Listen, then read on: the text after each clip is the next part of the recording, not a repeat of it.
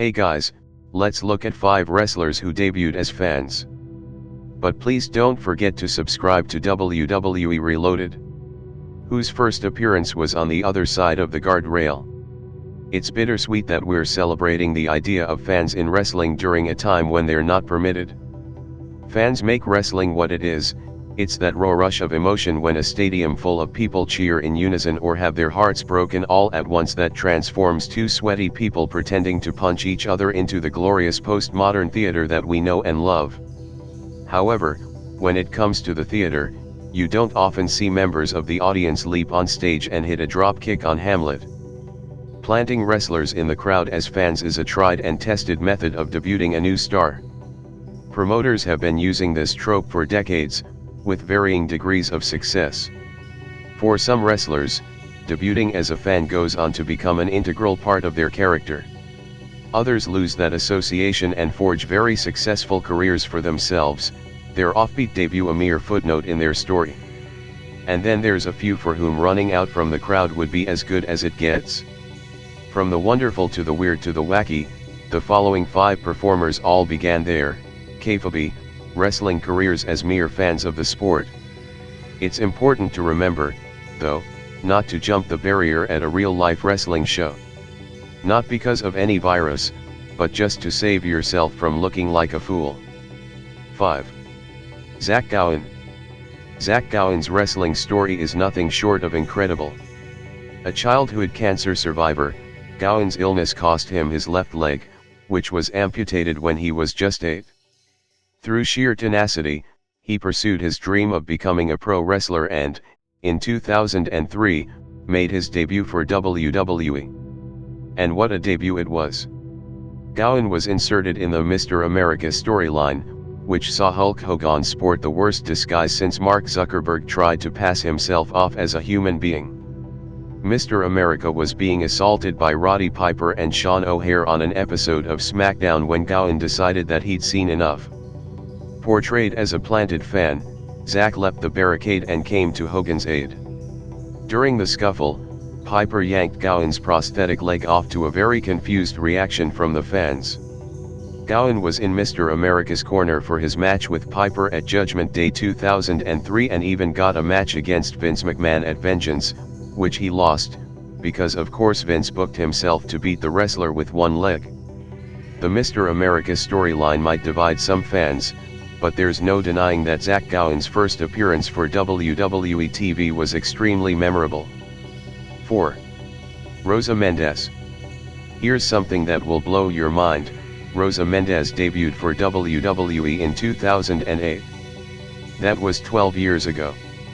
The future dance partner of Fandango first came to the company's attention after participating in the Diva Surge. She was signed to a developmental contract and turned up in the crowd on an episode of Raw in November 2008. She was holding a sign that proclaimed her to be Beth Phoenix's #1 fan. Over the next few weeks, Rosa kept appearing with signs until she jumped the guardrail to save the Glamazon from an attack by Melina. Mendes was then hired by Phoenix and her partner, Santino Marella, to be their intern, which essentially meant she would be on the outside for all of Beth's matches. Sadly, this partnership never actually went anywhere, as Mendes' association with Phoenix was quietly dropped and she morphed into a managerial role. Mendes never won a championship in her time with the WWE, but she managed champions like Carlito, the Colons, and even The Miz at one point. Rosa made a very good career for herself in WWE and all she had to do was hold up a sign. 3. Melanie Cruz made her professional wrestling debut for POWW Entertainment in 2008. She went on to cut her teeth in Shimmer, where she mixed it up with the likes of Ali, Madison Rayne, and Billie Kay. She even turned up in the short-lived Global Force Wrestling, challenging the NWA Women's World Champion, Santana Garrett, in an unsuccessful effort. However, it was the December 4, 2019 episode of AEW Dynamite where Mel got her first taste of national exposure. Although, in hindsight, she might wish she hadn't. Mel made her AEW debut when she pledged allegiance to the ill-fated Nightmare Collective. Planted in the crowd, Mel begged Brandi Rhodes to let her join the group for some reason, and even had her head shaved as part of her initiation. Sadly, AEW's audience couldn't remove the memory of this storyline from their brains as easily as Brandi removed Mel's hair. The Nightmare Collective was widely panned by wrestling fans. They thought it was too close to the already established Dark Order stable, and there was confusion surrounding Brandi's role in AEW, as she was a heel with the collective but a babyface when managing her husband. Thankfully Mel managed to shake this group off, but it was touch and go for a while. 2. Beth Phoenix. Beth Phoenix holds a number of pretty substantial records in WWE. She's the youngest Hall of Famer ever and was the first person to enter both the men's and women's Royal Rumble matches. Strange to think that this legendary career began as a plant. The hottest women's feud of 2006 was between Trish Stratus and Mickie James. James had beaten Stratus for the Women's Championship at WrestleMania that year, and the two had been at each other's throats ever since. On the May 8 episode of Raw, James was laying waste to Stratus when a fan jumped the barricade and took her out.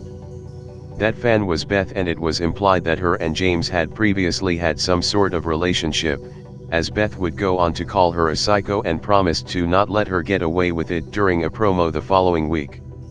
Thankfully, Beth broke away from this storyline and was able to come into her own as the dominant Glamazon.